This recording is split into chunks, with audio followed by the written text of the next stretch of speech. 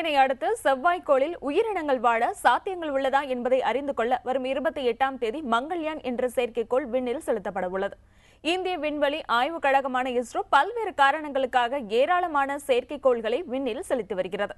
அந்த வரிசையில் செவ்வாய் கிரகத்திற்கு வரும் 28ஆம் தேதி மங்கள்யான் என்ற செயற்கைக்கோளை விண்ணில் செலுத்த திட்டமிடப்பட்டுள்ளது.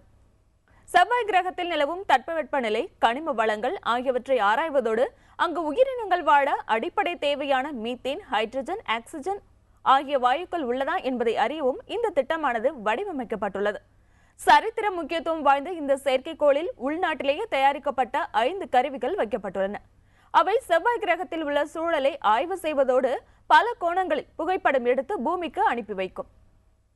அக்டோபர் 28ஆம் தேதி விண்ணில் ஏவப்பட உள்ள இந்த செயற்கைக்கோள் PSLV-C-25 ராக்கெட் மூலமாக ஸ்ரீஹரிகோட்டாவில் உள்ள சதீஷ் தவான் ஏவுதளத்தில் இருந்து செலுத்தப்பட உள்ளது. இதற்கான இறுதிக்கட்ட பணிகளில் இந்திய விஞ்ஞானிகள் தீவிரமாக ஈடுபட்டுள்ளனர்.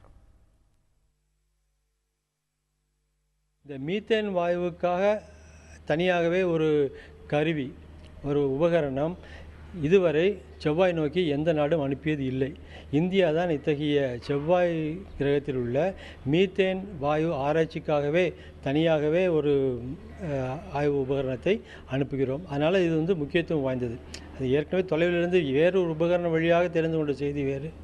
நாம் இதற்காகவே ஒரு கருவியை வைத்து கண்டுபிடிக்கப் போகின்ற செய்திகள் வேறாகத்தான் இருக்கும். அதனால் இது முக்கியத்துவம் வாய்ந்தது.